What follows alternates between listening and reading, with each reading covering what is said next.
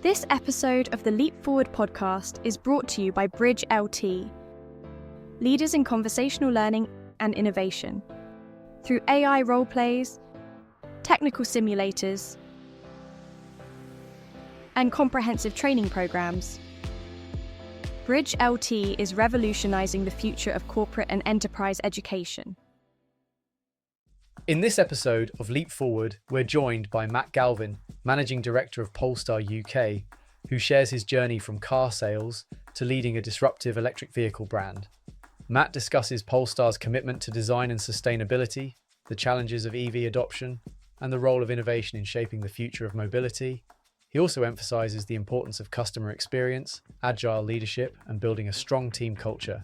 Listen in, this one's electric.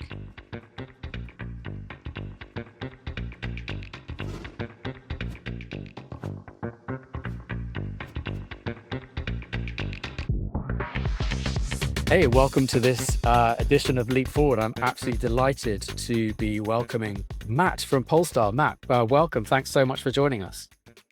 Good morning, Justin. Thanks for having me. So tell a little bit about your role at Polestar. Yeah, sure. So, I'm the man lucky enough to be the managing director for Polestar in the UK. We are a relatively new car company, just over 4 years old at the moment, that's grown pretty quickly, actually, in a very short space of time. We're a European pure electric car brand, building and selling design and performance-driven, technological and sustainable, great-looking cars. So that's my role, and I'm absolutely delighted to be here. So before we get into Polestar, what an exciting business that is to be leading. I can't wait to chat more about that. Give us a little bit of a kind of a journey state. How did you kind of arrive at where you are today? I'll give you the potted history because, like many of us, I'm getting on a bit, so I'm sure you don't want to hear my whole life story. But yeah, I mean, I started in the automotive industry very, very early 2000s. I think it was 2002, actually, as a salesperson. So I started selling cars, fresh out of university. Didn't really know what to do with my geography degree that I worked so hard to get. And gravitated towards my passion, which was cars. So that's what led me to car sales, and absolutely fell in love with the industry. Really, really enjoyed it. Still here today, obviously, which means I obviously do enjoy it. But yeah, I spent just over about 10 years, probably working in car dealership environments in lots of different roles, sales, business management. Accounts, running a car dealership ultimately at the end of it for Volkswagen, and then children came along, and car dealership life, car sales is a tough business. It's quite demanding on your time, and despite loving it, I didn't love it as much as I love my family. So I had to make the choice at that point between working all the hours and spending time with, at the time, my newborn son. So I took a step back and then moved across to work for an OEM. So for a manufacturer, started off with Renault Cars UK back in sort of the very early 2010s. Worked for another couple of brands, did Mercedes-Benz, did 7 years with Volvo. That's my most recent experience. Had a brief flirtation with a Chinese new entrant called NIO, and then came back to the Geely family and working for Polestar now. So that's how I got to where I got to. Well, I think really fascinating, and so much, I guess, of that experience has led you to be in a position to be able to lead such a transformational and disruptive business. Tell me a little bit about sort of Polestar. Where are you in the market? What is a real sort of differentiator for you? Yeah, so we are a premium EV brand. So we only sell electric cars, which makes us different from everybody else, I suppose. We are driven by design first and foremost. So we make electric cars that look a little bit different as well, which is definitely a USP for us and something that our customers love about our brand. It's a real statement about you when you drive a Polestar because they do look so strikingly different on the roads of the UK. So, that kind of really does set us apart. We're a European EV car brand. We have 3 cars in our range. And, our design-driven and sustainable approach to the marketplace is something that's quite unique. We've reduced the CO2 footprint of our cars in production by 25% since the company started in 2020. So, it's not something we just talk about. It's something we really do live and breathe, because we believe in a sustainable future that has electric cars as part of it. And it really strikes me that sort of at the very heart of what you're doing is really innovating across every field, as you just said there, not from supply chain. What sort of practical kind of impact is the emerging technology in our space having on your business? Yeah, it's a great question, actually. I mean, and obviously, I'm sure we'll talk about AI a little bit in this section too, but it's no secret that the customer and what the customer demands has fundamentally changed in the last 5 or 10 years, probably even predating that, really, with the advent of Amazon and things like that, where you get instant gratification, don't you? As soon as you buy something, it's there the next day. And those kind of new experiences have really shaped, I think, what customers expect today, and that's across all industries. And so, from a Polestar perspective, we work really hard on our customer journey and the various touch points that we have with our customers through that journey, to make sure that it's as seamless and easy as possible, because most of us are relatively time poor nowadays, lots of demands on our time, and we want to be as easy to do business with as we possibly can be. So, that customer journey, that experience when interacting with either one of our Polestar spaces or with us directly using our platform and our website is really, really important. And thinking about sort of where we are today in terms of it's 2025. I don't want to date this podcast too much, but we have obviously kind of tariffs and a whole host of other kind of very fluid kind of dynamics going on at the moment. What do you see as being the biggest challenges and evolving expectations in the industry at the moment? Yeah, look, I mean, the uncertainty from a global trade perspective is something that's hindering many businesses around the world, and Polestar's is no different. We do obviously face exposure to the US and to China in terms of where we build our cars. We have a global manufacturing footprint, which means we manufacture cars all across the world. And it just means, we have to make sure we learn to surf rather than try and fight the tide. It's something that I talk to my team a lot about. There's lots of things in life you can't influence, and therefore there's no point worrying about them. And what you can do is work really, really hard on the things you can control. And for us, that is delivering exceptionally well designed, sustainable, performance orientated electric cars to as many people as we possibly can, and making them as happy as we can. So yeah, global trade wars are an issue. We do have, as I say, the luxury of being able to supply and source cars from all over the world. We have a footprint which does that for us.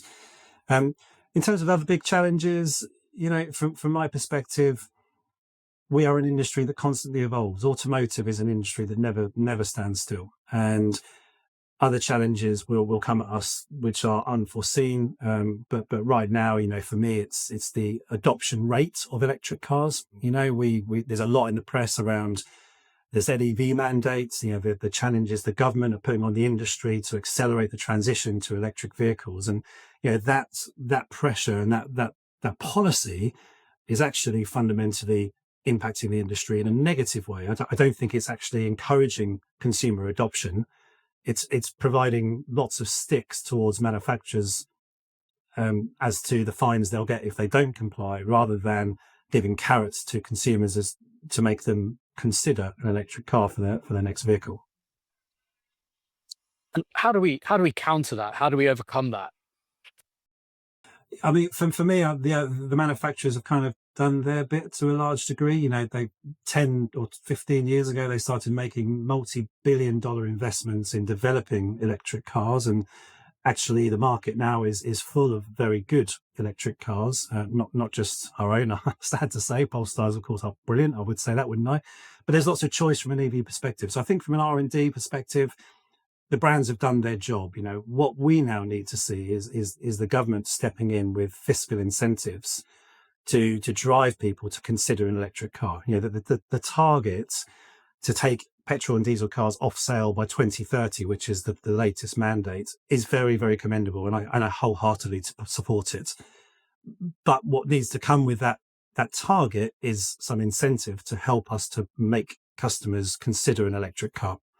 That's the biggest challenge the EV industry is facing right now, and automotive as a whole, because it's putting significant pressure on margin, because we're having to stimulate the industry with very high levels of discount. The statistic last year was £4.5 billion was put into the industry, or sorry, into the marketplace in terms of discount from manufacturers to try and stimulate that demand.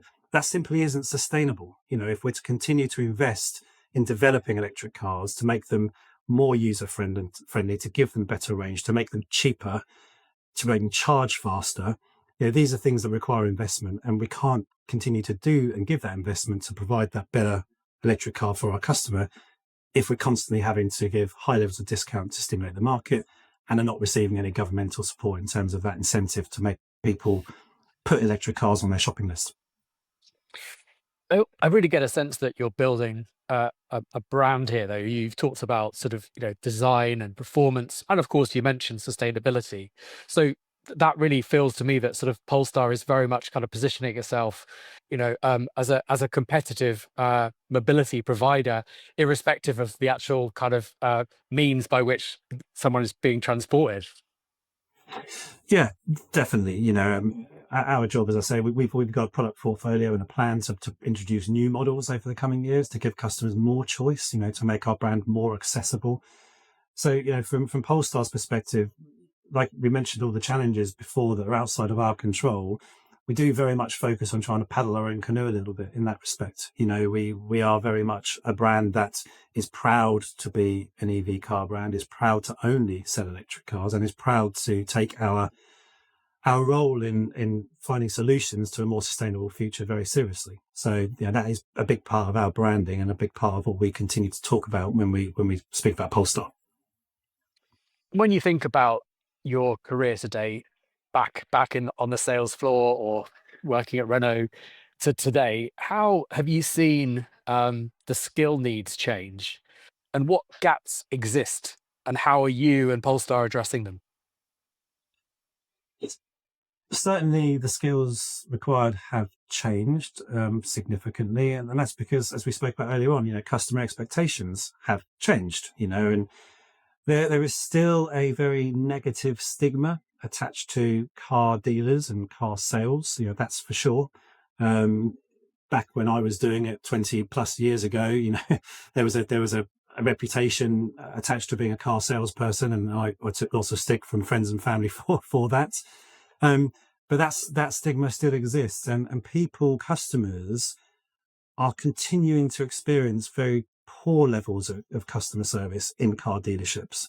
Well documented, and as an industry, we've really got to overcome that. And that stigma, that reputation, if you like, is one of the things that is meaning we're a less attractive industry to come and work in. So when we talk about skills change, actually, it's more of a skills shortage, in my opinion. We have less and less people who leave school and go to university or leave university and say, hey, I know what I want to do. I want to go and sell cars for a living, or I want to work in the car industry, because it's just got a reputation for being very hard work, really long hours, and just generally a poor environment to work in. I didn't experience any of that. Yes, you have to work hard. You have to work hard in any job to be successful. But actually, the automotive industry is so special. There's so many special entrepreneurs that operate within the car industry, and so many special personalities that mean you learn every single day. So our challenge in the industry right now, and this includes Polestar, is how do we attract new talent into the industry? How do we attract people with different backgrounds, different opinions, different outlooks into the industry, so we can service the very diverse customer base that presents itself to us today? And with a brand like Polestar, there's very much kind of a sense that you're a sort of a challenger brand, a potentially a disruptor. There's a degree of real attraction to that, the same mold as wanting to go and work as a young person with Google or Meta or TikTok, I suppose, in a sense, right? How are you addressing that sort of that acquisition challenge? We are very much trading on the equity of the brand. You've just identified it, right? We are perceived and are, a challenger car brand. We're new, so therefore we're quite exciting. And dare I say it myself, the brand is cool.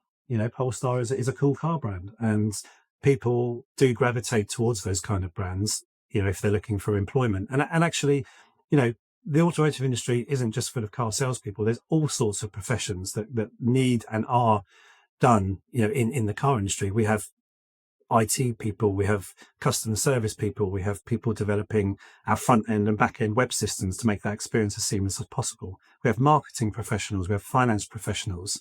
Of course, we do have sales professionals.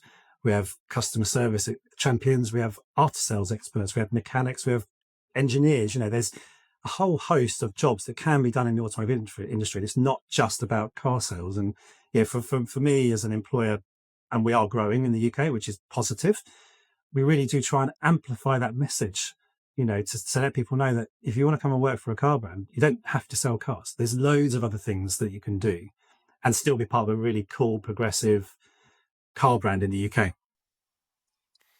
And as part of that sort of startup challenger kind of sort of like ethos, I suppose, in a sense, you're moving fast, right? How do you sort of maintain that sort of excellence and quality while still being agile? It starts with our people, Justin. I think from my perspective, the team is incredibly important to me. We have a very relatively flat management structure, because when you're growing fast and you're looking to move fast, what you don't need is a lot of hierarchy and politics within an organization. So we have a very flat management structure, which means decisions can be made very fast, very quickly. This market, like other industries, moves almost hourly, so we need to be in a position to react to those dynamics, which is fantastic. So we can, and I've set the business up to do exactly that. And for me, it's about practicing world-class basics.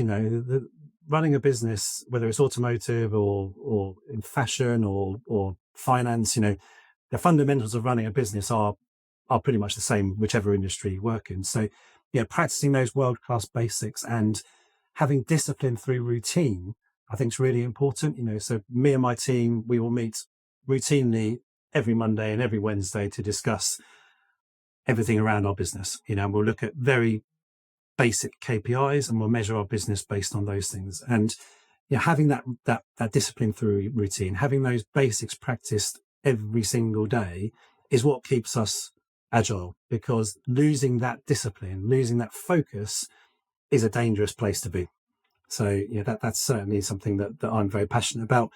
Regular communication with all of our employees is really important too. So I speak to the whole business at least once a week, which is critical to my understanding of what's going on across the whole business, not just in my management team. And I make a real effort to sort of do the 3 I's, as I call it. So inspire, inform, and involve. Inspire our people, show them the journey, tell them the story about where we're going. Inform them about how we're getting on. Where are we against our targets? Where are we against our KPIs? Where are we against our strategy? And more important, when it comes to involving every single person that works for Polestar, make them understand what their role is doing to contribute towards the bigger success of our business, and create that real sense of urgency that you desperately need in a new business fighting for space and fighting for airtime. I love it. You mentioned it twice, I think, in that last comment. Tell me a little bit about the metrics that matter to you. How do you like to define and measure success? Well, we're first and foremost a sales organization. So volume is king, right? How many cars are we selling? How many cars are our competition selling? And are we growing at or in line at or above the market? So the market is always the leveler for me. If the market is up 10%, Polestar should be up 10% at least. It's not a question of being below that level. So, from my perspective, how do we measure success? It's all about volume. It's all about how many cars do we sell. Also, volume growth is king when it comes to automotive. But then, very, very, very close behind that is the satisfaction of our customers. We rely, as a business that's growing and emerging and new to the marketplace, on customer referral, customer opinion. We know how prolific social media is when it comes to the reputation of a business.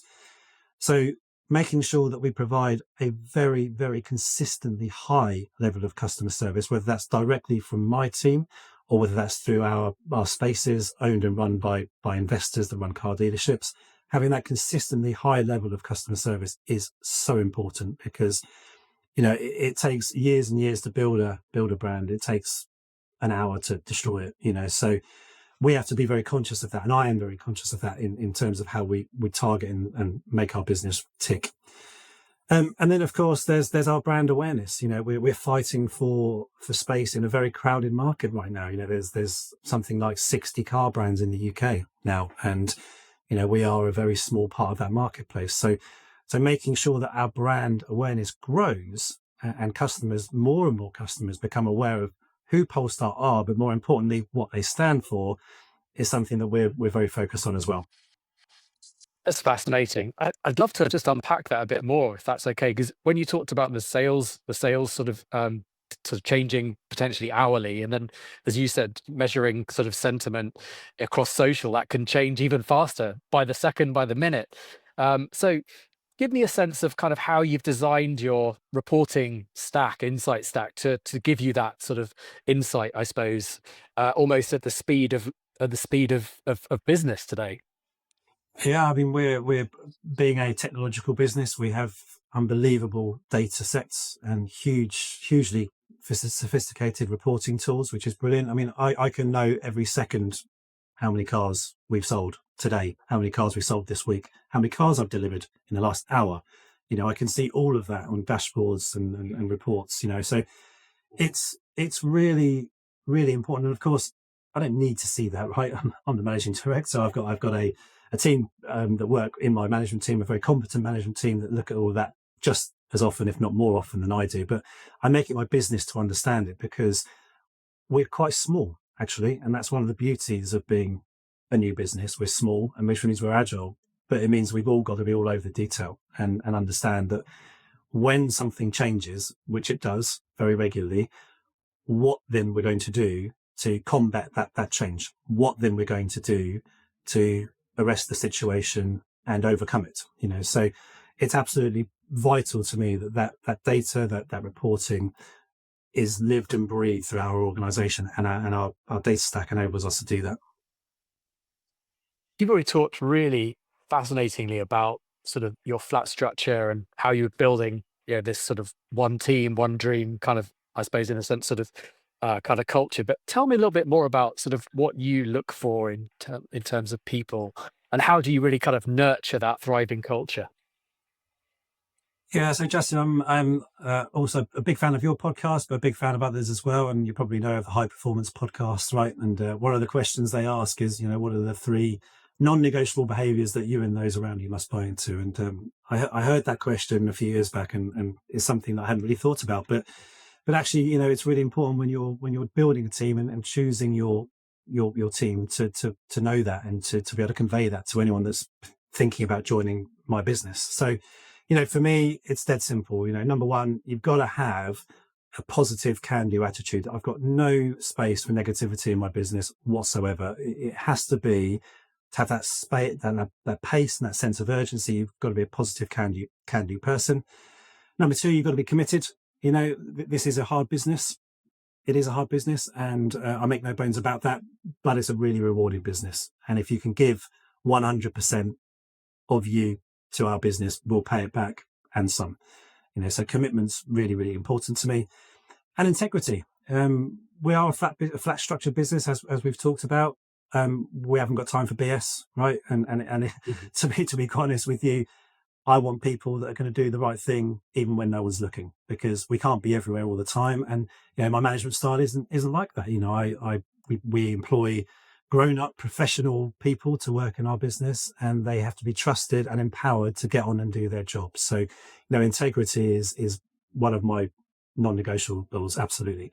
And if I was allowed a fourth, it would be fun, right? We all spend way too much time at work. Luckily, I love it, and I like to think our employees love it too. But it means we have to create an environment that, of course, business comes first, but we have some fun at the same time, so that we're happy, because happy employees, in my experience, tend to work a little bit harder. It enables you to unlock that discretionary effort, which is so important. Bring that to life for me a bit. Tell me about something fun that you love to do at Polestar. We do silly things, we do raffles, at the end of a quarter, we do quizzes, a couple of months ago, we did some soapbox racing. So we have teamed up, we built little go-karts and we raced them around the building, so, it doesn't have to be big or extravagant. And I think actually sometimes it's a thought that counts. And we just make sure that everything we do has an air of seriousness, but actually we got to have a laugh or at work, and I don't think it's healthy for anyone to take themselves too seriously, either professionally or personally. So I encourage everyone to bring their real selves to work. I don't want people having a work and a home persona, because we're not like that. We have a dog policy for our offices. People can bring their dogs into work if they want, and that brings a really nice air of feeling to the business, and it takes some of that seriousness away, because it's amazing what having an animal in the office does. It just brings everyone's stress levels down a little bit, which is so lovely. So we do lots of things like that. We're very family orientated, but like I say, our business is about results, which means I expect an awful lot for everyone that works from Polestar. But it also means, therefore, it's my responsibility to make them feel fulfilled in their work. And that's not just through their own professional achievements, it's through the smile they have on their face and the pride they have when they tell someone they work for Polestar.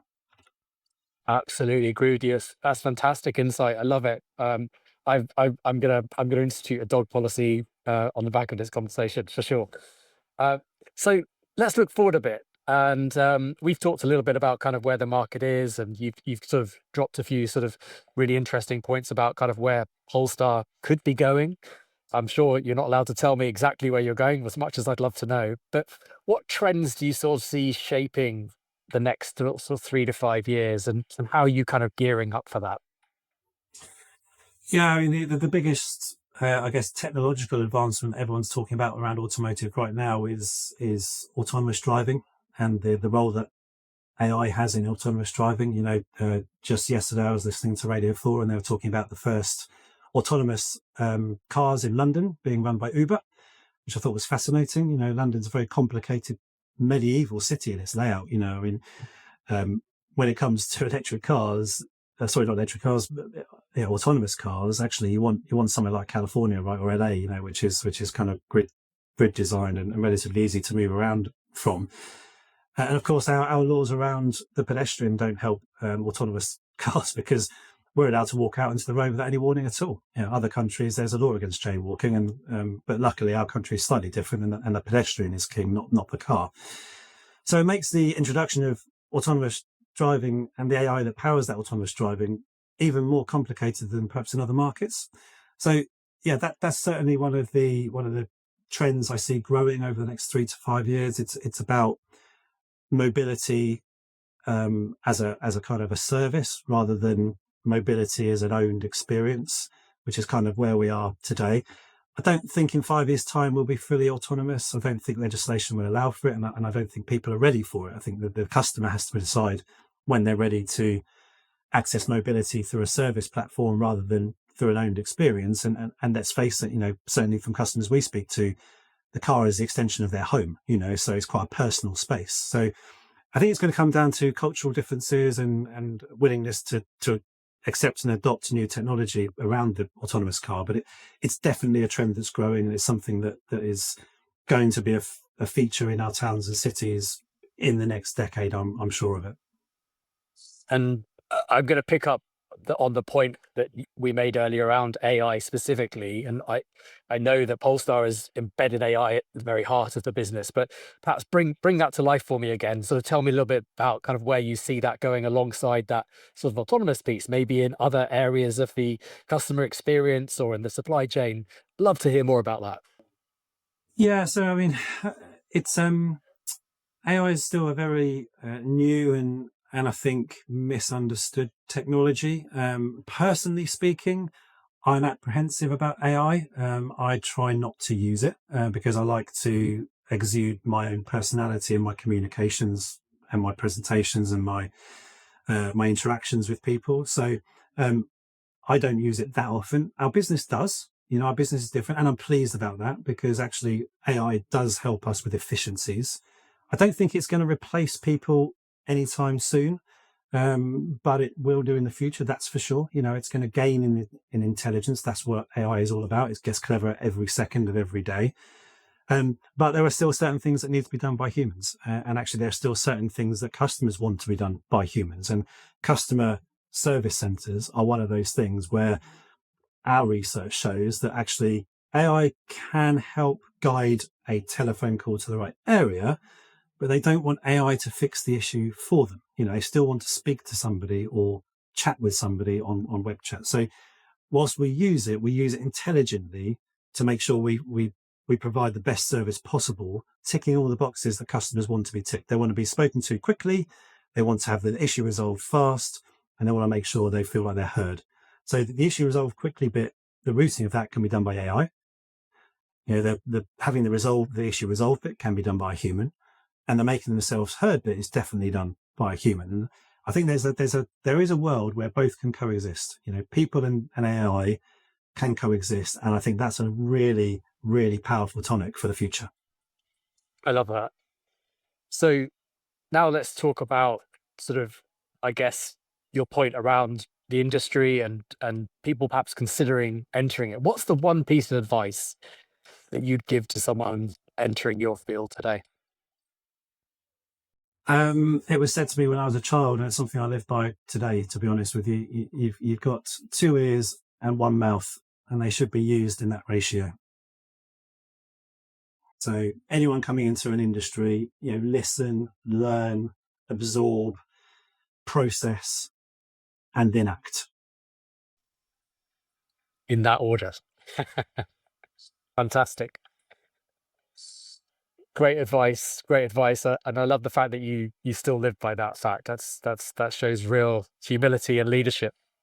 100%, and actually when it comes to automotive, there are other things, right? And I suppose this spreads across other industries, but I've only ever done automotive. So relationships are absolutely critical. 95% of what we do every day is based on a relationship somewhere, with some person, whether it's a customer, an investor, a R&D person, a supplier.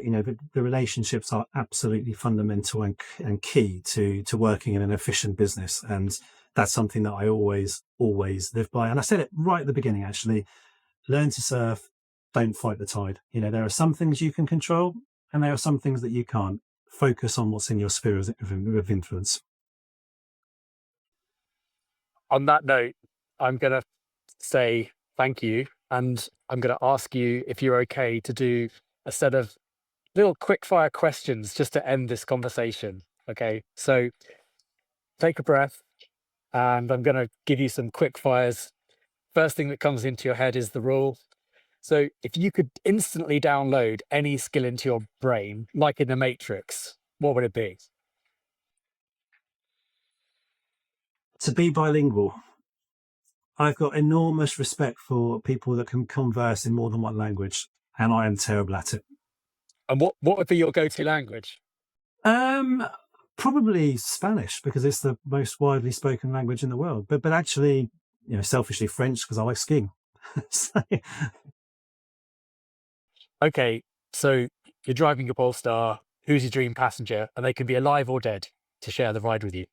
I've recently watched something on TV with this person in it, and he is an inspiration and an encyclopedia of information. And that person is Sir David Attenborough. His career and what he's done in his lifetime, and to be over 90 years old and still going and working and doing brilliant television is something to be commended. And I'd be fascinated to talk to him about it. That's a great answer. What's the one piece of tech from sci-fi that you wish existed today? That's obvious. Time machine. That's a great link to my next question, I suppose, in a sense. So teleportation becomes real. Where's the first place you're going to go, and what do you bring with you? Oh, do you know what? I would probably go to the moon with a camera, because there's a lot of talk about space travel and taking people into space, isn't there, at the moment, and whether Virgin's going to win it or SpaceX, who knows? But I think that'd be incredibly cool to be able to teleport yourself there without the risks of or everything that is space travel today, and go and spend a few hours on the moon taking some amazing pictures. And what's your ultimate driving song? Easy. Dire Straits, Money for Nothing. That's great. What an intro. I love that song. That's a great choice. Yeah, unbelievable. Yeah. And lastly, what Marvel superpower would you love to have? Well, I'm going to confess to the audience that I saw these questions earlier, and I had to Google it because I watched even Marvel films with my kids, but I'm not too up on their sort of superpowers. But having been through the learning part of that journey, I would go with Earth manipulation and agility. Earth manipulation because there's a lot going on in the world right now, and wouldn't it be great if you could click your fingers and fix some of it? Climate change, wars, peace. There's lots of stuff that we would like to fix, wouldn't we, in a heartbeat if we could. And agility, I'm getting a bit old now, joints are hurting. I quite like to be able to bounce off buildings without getting up and sort of making the old man noises that go with it. It's been brilliant chatting. Thanks so much for your time today. Yeah, Justin, been great. Thanks for having me on.